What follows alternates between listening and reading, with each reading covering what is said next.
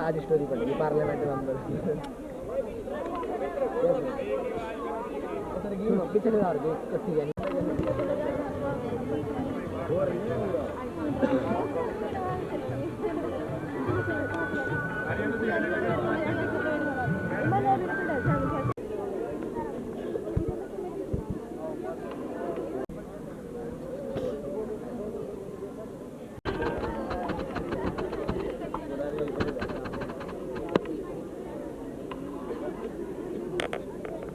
जल का प्रबंध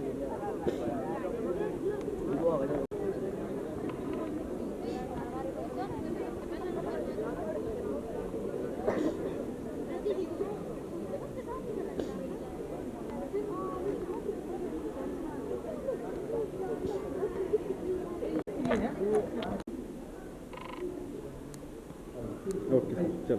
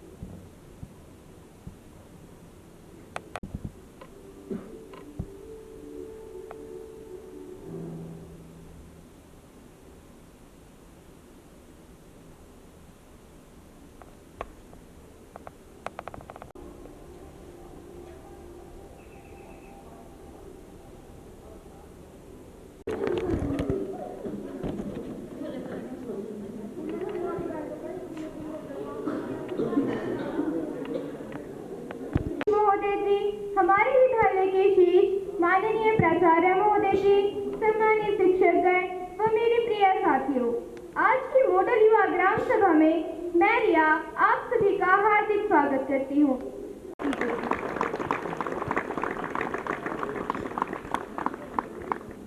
तो सबसे पहले मैं प्राचार्य महोदय जी से निवेदन करती हूँ कि वे बुके देकर माने महोदय जी को मंच पर आमंत्रित करना चाहूंगी कि वो दीप प्रज्वलन कर कार्यक्रम का शुभारंभ करें।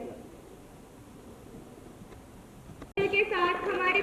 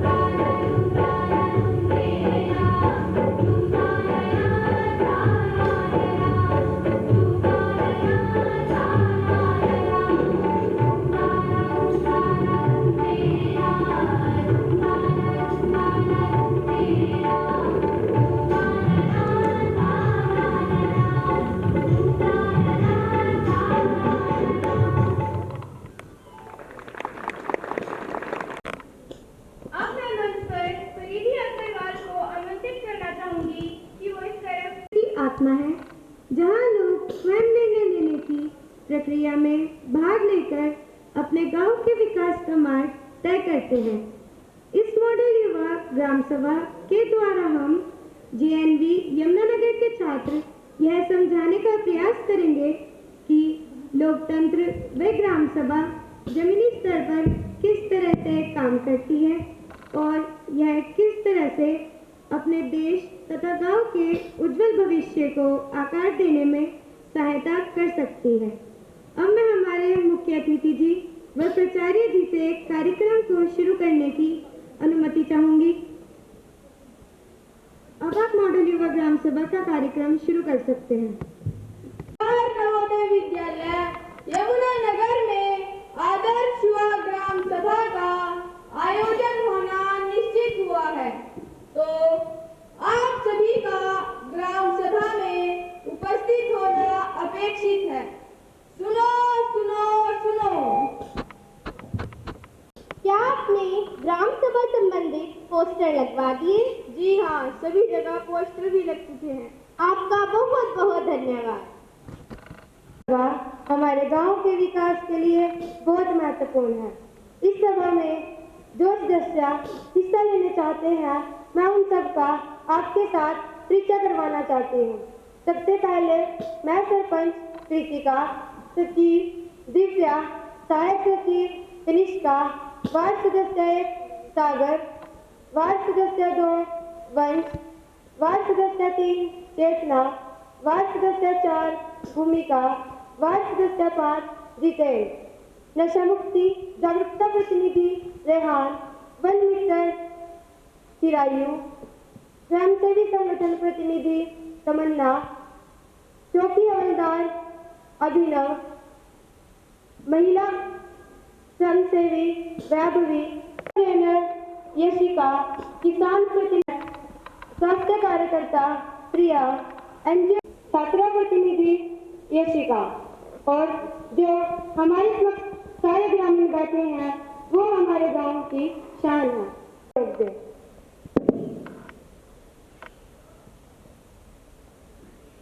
आज की बैठक में आप सभी का स्वागत है। 5 विशेष मुद्दों पर चर्चा होगी।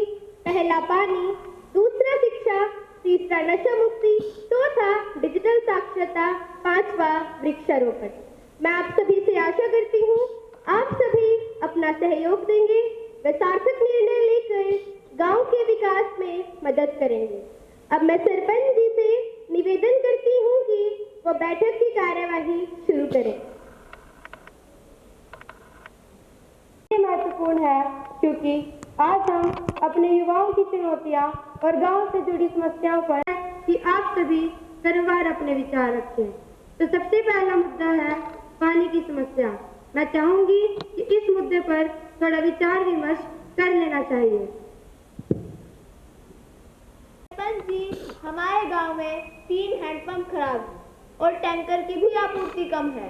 इससे हमारे गांव में पानी की समस्या बढ़ती जा रही है, जिससे महिलाओं और बुजुर्गों को परेशानी का सामना करना पड़ता है। इसलिए मैं आपसे अनुरोध करती हूँ कि इस समस्या का जल्द से जल्द समाधान करें। सरपंच जी, हमें सुबह 4 बजे से पानी के लिए लाइन लगानी पड़ती है, जिसके कारण हमारा रोजमर्रा का काम बहुत प्रभावित हो रहा है और हम अपने दूसरे कार्यों के लिए भी समय नहीं निकाल पा रहे। इसलिए इस पानी की समस्या का जल्द से जल्द समाधान करें। धन्यवाद सरपंच जी। फसलों की सिंचाई के लिए पानी की बहुत ज़्यादा आवश्यकता है और तो और नलकूपों में पानी बहुत अधिक नीचे चला गया है। तो मैं आपसे यह आग्रह करता हूं कि पानी की समस्या जल्द से जल्द दूर की जाए। सरपंच जी, पानी की कमी के कारण बच्चों में स्वास्थ्य समस्याएं बढ़ रही हैं। दूषित पानी पीने से भी बीमारियां फैल रही हैं। इस समस्या का जल्द से जल्द समाधान कीजिए। पहले के समय में वैसे हालात ही नहीं थे। पहले हमारे कुएं साल भर पानी देवे थे। एक तो बारिश का पानी बह जावे था, जिससे इसके चलते हमारे गांव की महिला ने कई सारी तकलीफों का सामना करना पड़े था। मेरा आपसे अनुरोध है कि इस समस्या का जल्द से जल्द समाधान किया जाए। धन्यवाद। मैं आपको कुछ समाधान बताना चाहती हूँ कि हमारा एनजीओ वर्षा जल संचयन में तकनीकी सहायता दे सकता है, जैसे स्कूल की छत से पानी संचयन, पंचायत भवन में टैंक और गांव में पारंपरिक तालाबों का पुनर्जीवन।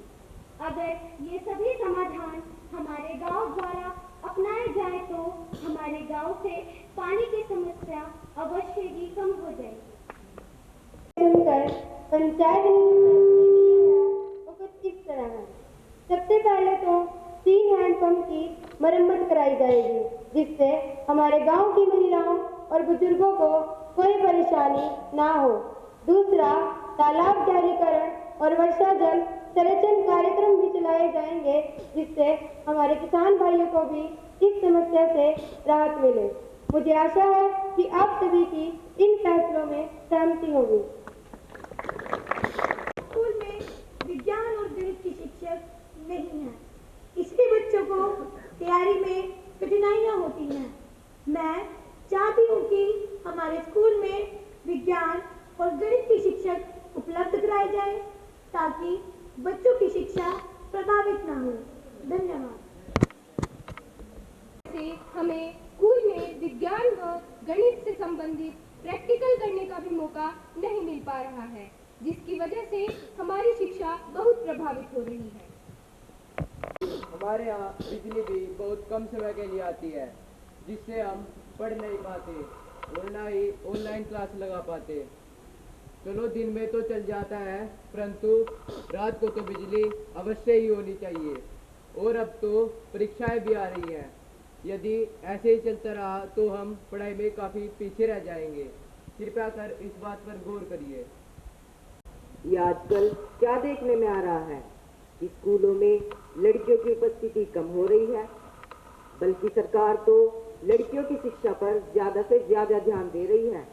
उनके लिए नई नई शिक्षा नीतियाँ चला रही है। और जैसे कि आप सभी तो जानते ही हैं कि आज के समय में लड़कियों का शिक्षित होना इतना ज़रूरी है। और जैसे कि मेरे पास शिक्षा का सारा डेटा है, उसमें भी यही देखने को आ रहा है कि आंगनवाड़ियों में भी लड़कों की संख्या तो ठीक है, पर वहाँ पर भी लड़कियों की संख्या कम जांची जा रही है। तो मैं आपसे ये जानना चाहता हूँ इसके क्या कारण हो सकते हैं। तंबाकू आदि की लत बढ़ती ही जा रही है। नशा परिवारों को उजाड़ देता है, वे समाज को बिखेर देता है। नशे से सेहत पर भी असर पड़ता है। नशा हमारे युवाओं को सिर्फ शारीरिक ही नहीं बल्कि मानसिक रूप से भी हानि पहुंचाता है। हमें इसे रोकने के लिए प्रयास करना ही चाहिए। क्या आजकल नशा बढ़ ही जा रहा है। पहले के टाइम में तो ऐसे हालात नहीं थे, लोगों ने शिकायत भी ना होती, लेकिन आज के टाइम में तो हमारी युवा में नशे की लत बढ़ती जा रही। और सिर्फ युवा ही नहीं, हमारे तो आने वाले किशोर भी शराब, तंबाकू और सिगरेट का सेवन करने लग गए। और अब हम धुआं उड़ाना तो मानो लोगों ने आजकल फैशन ही बना लिया। और ये बात तो सारे जानो ही हो कि नशा ना सिर्फ हमारे शरीर को बल्कि हमारे परिवार को और हमारे व्यापार को कितना प्रभावित करा। तो मेरा सरपंच जी आपसे यही निवेदन है कि इस नशे से संबंधित समस्या का जल्द से जल्द कोई ठोस निर्णय लिया जा, कोई ठोस निर्माण किया जा। धन्यवाद सरपंच जी। स्वास्थ्य के लिहाज से शराब, गुटखा सेहत के लिए बहुत नुकसानदायक है। जैसा कि हमारे वरिष्ठ नागरिक रोबिन जी ने हमें बताया कि यह आजकल फैशन बन चुका है। यह बड़ी ही गंभीर समस्या है, इसकी रोकथाम अत्यंत जरूरी है। मेरे पड़ोस में एक बच्चा नशे में पड़ा है, उसके माता पिता बहुत परेशान हैं। मैंने कई बार देखा है कि यदि उसके माता पिता उसे कुछ कहते व समझाते हैं तो वह उनके साथ मारपीट, गाली गलौज व उनसे बदतमीजी से बात करता है। मेरे हिसाब से यह बहुत गलत है। कृपया इस समस्या का कोई समाधान निकालिए। अस्पतालों और स्कूलों के पास बहुत से लोग तंबाकू और सिगरेट की बिक्री करते हैं, जिससे विद्यार्थी बहुत बुरी तरह प्रभावित हो रहे हैं। अगर ऐसे ही चलता रहा तो सभी विद्यार्थी नशे के चंगुल में फंस जाएंगे। कृपया कर इस बात पर थोड़ा गौर करिए और उन लोगों पर रोक लगवा दी जाए। में सहयोग कर सकते हैं। मुझे आशा है कि अस्पताल और स्कूल के इलाकों में सिगरेट और तंबाकू की बिक्री ना हो। हम लगातार दौरा करेंगे कि अस्पताल और स्कूल के इलाकों में कोई सिगरेट व तंबाकू की बिक्री ना करे। सरपंच जी, कार्ड लगाया मैंने 64 कोई नशा नहीं करेगा। स्कूल व कार्ड लगाया मैंने 64 का पोस्टर लगवाए जाएंगे। 15 मिनट लोगों ऊपर को नशा मुक्ति के लिए जागरूक किया जाएगा। धन्यवाद सरपंच। बैठक होना अनिवार्य होगा। नशा कार्ड तो मैंने छोड़ 32 चुके का लोगों के लगाया, साथ अनुभव साझा वही 32 किए का लगाया। जाएंगे। मुझे आशा है कि आप सबकी इन फैसलों पर 25 सहमति होगी। 25 के फ्रेम पे ही हो। चाहूंगी कि इस मुद्दे पर भी थोड़ा विचार विमर्श होना ही चाहिए। डिजिटल दुनिया में शिक्षा जाना बहुत ही नुकसानदायक है। हमने मोबाइल का सही उपयोग, ऑनलाइन बैंकिंग, आधार सेवाएं व साइबर सुरक्षा की जानकारी होना बहुत जरूरी है और जिसके खातिर जरूरी है कि डिजिटल साक्षरता से संबंधित प्रशिक्षण किया जाए। और आजकल तो हम देखने लग रहे कि हर एक काम ऑनलाइन हो रहा, जिसके खातिर डिजिटल साक्षरता बहुत ही महत्वपूर्ण है।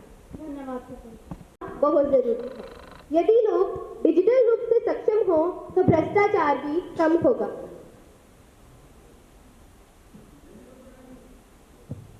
उन्हें सहायता की बड़ी जरूरत है। उन्हें मोबाइल का सामान्य ज्ञान तो होना ही चाहिए। एक तो इससे महिलाओं और बुजुर्गों की मुश्किलें कम हो जाएगी और दूसरा मात्र भी उनके स्वास्थ्य और घर बार की जानकारी रहेगी। धन्यवाद। मैं अपनी ओर से एक प्रस्ताव रखना चाहती हूँ। हम छात्र डिजिटल साथी बनेंगे जिससे बुजुर्गों और महिलाओं दोनों को बहुत लाभ होगा। एक समाधान भी है और वह यह है कि हम सप्ताह में 4 दिन डिजिटल ट्रेनिंग सेंटर चलाएं। इसमें 2 दिन हमारे गांव की महिलाओं के हों और 2 दिन हमारे गांव के बुजुर्गों के हों। इस चीज़ से दोनों महिलाओं और बुजुर्गों को फायदा होगा। दोनों को डिजिटल शिक्षा सामान्य रूप में प्राप्त होगी। धन्यवाद। कुछ इस तरह पंचायत भवन में डिजिटल सेंटर खोले जाएंगे। प्रत्येक विद्यार्थी को डिजिटल साथी बनने का दर्जा दिया जाएगा। महिलाओं और बुजुर्गों के लिए तो विशेष डिजिटल प्रशिक्षण की सुविधा होगी और साइबर सुरक्षा पर तो हमारी तरफ से समय समय पर जागरूकता बैठक निकाली जाएगी। मुझे आशा है कि आप सबकी इन फैसलों पर सहमति होगी। वृक्षारोपण और पर्यावरण, मैं चाहूंगी कि इस मुद्दे पर भी थोड़ा विचार विमर्श कर लिया जाए। 500 पौधे लगाने का लक्ष्य रखा है, जिनमें मुख्यतः नीम, अशोक, सहजन और इमली है और हम जगह जगह पर तुलसी के पौधे भी लगाएंगे, जिससे हमारे गांव के पर्यावरण में जल्द से जल्द सुधार होगा। और मैं यह आशा करता हूं कि सभी गांव वाले हमारे इस कार्यक्रम में हमारा साथ देंगे। हम सभी ने वो वादा किया कि वो पूरे गांव में 500 पौधे लगाने का लक्ष्य रखा। मैं उनकी इस बात का समर्थन करता हूँ। और तो और मैं अपने सभी किसान भाइयों से यह आग्रह करता हूँ कि अगर हो सका तो वह अधिकतम पौधे खेतों के मेड़ों पर लगावा। एक छात्र एक पौधा अभियान, जिसमें प्रत्येक छात्र एक पौधा लगाएगा और उस पौधे की जिम्मेदारी वह स्वयं उठाएगा। धन्यवाद। सबसे पहला मेरा सभी ने राम राम।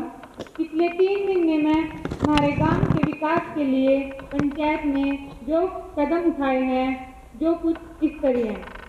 गांव की गलियों में खड़ंजा बिछाया गया और नालियों की भी मरम्मत कराई गई, जिस हद तक 1.5 लाख का खर्चा आया है। गांव में कुआं बनाए गए हैं ताकि गर्मी में पीने के लिए पानी की दिक्कत ना हो। जानवरों के लिए भी छोटी छोटी ओत बनाई गई हैं, जिस हद तक 1.5 लाख का खर्चा आया है। गलियों और सड़कों पर रात में सौर लाइटें लगाई गई हैं ताकि गांव में रोशनी बनी रहे। इस पर 1,15,000 का खर्चा आया है। मुख्य सड़क को और चौड़ा बनाया गया और सड़कों को सुविधाजनक बनाया गया है। निश्चित दिन व तारीख आप सभी को सूचित कर दी जाएगी। इस सभा में हमने जिन मुद्दों पर चर्चा की है वे मुद्दे हमारे गांव और हमारे देश के विकास के लिए बहुत महत्वपूर्ण हैं। आप सभी के सहयोग के साथ ही इस देश के समापन की घोषणा करती हूँ। धन्यवाद। जय हिंद, जय भारत। शिक्षकगण और सभी प्रतिभागियों का आभार व्यक्त करती हूँ जिन्होंने इस मॉडल युवा ग्राम सभा को सफल बनाया। आइए हम सब मिलकर भागीदारी और जिम्मेदारी की भावना को आगे बढ़ाएं और साथ ही साथ लोकतंत्र की नींव को भी मजबूत करेंगे। अब मैं हमारे मुख्य अतिथि श्री गीताराम जी को यहाँ मंच पर आमंत्रित करती हूँ कि वो आए और अपने आशीष वचनों से हम सबको संबोधित करें। स्वागत करें।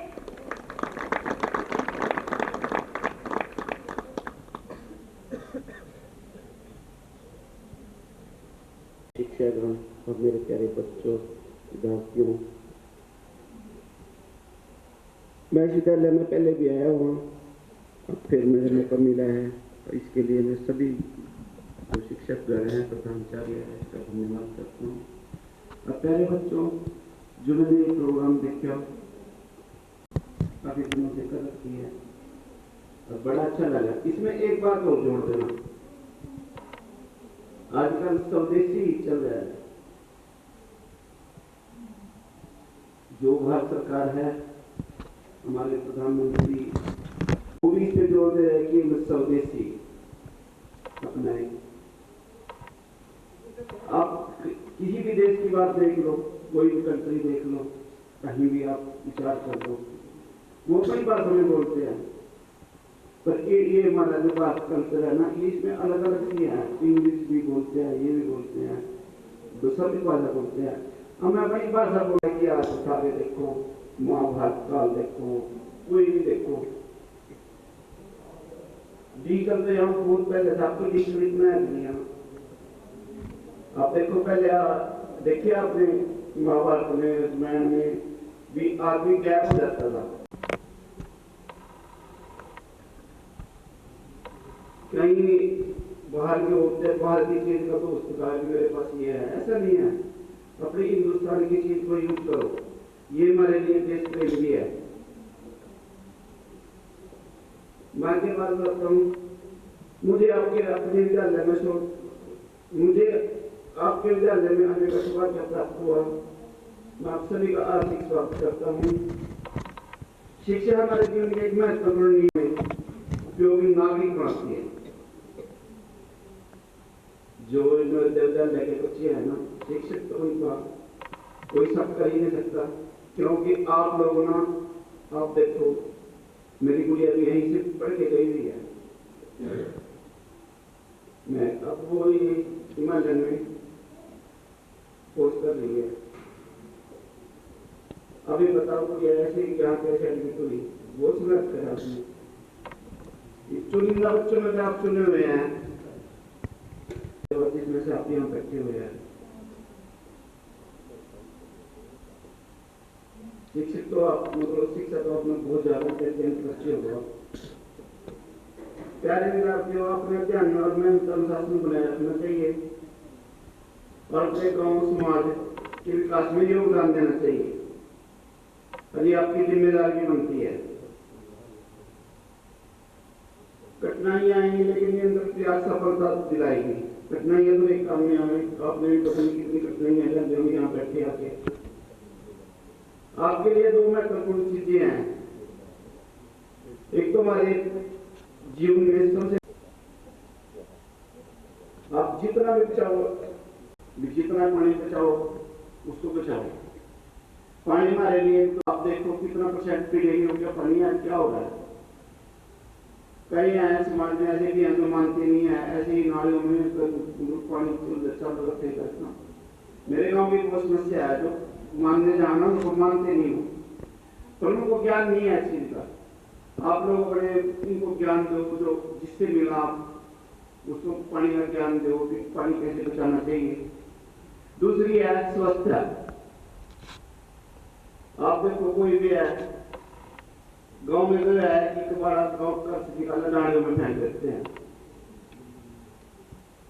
समझाओ, सभी मोबाइल पे अपने मित्रों को बताओ, तभी ये जाके देश में सुधार आएगा। तरीके से आपने ये सब अपनाई है।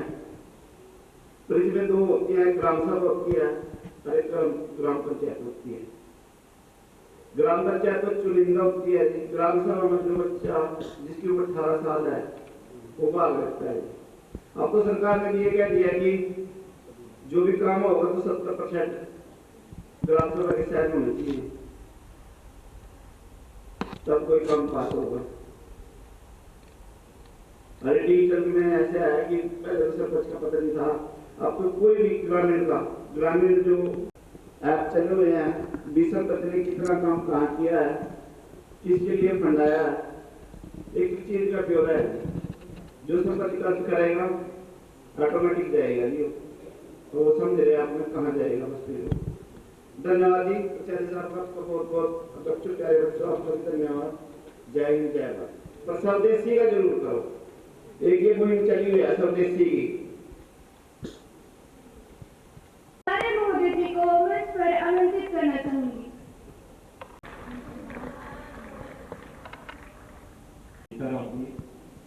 उनके साथ आए हुए अन्य अतिथिगण, सभी अध्यापक साथी, इस युवा ग्राम सभा से पार्टिसिपेट करने वाले सभी बच्चे और अन्य सभी छात्र और छात्राएं। सबसे पहले मैं गीताराम जी को अपने विद्यालय में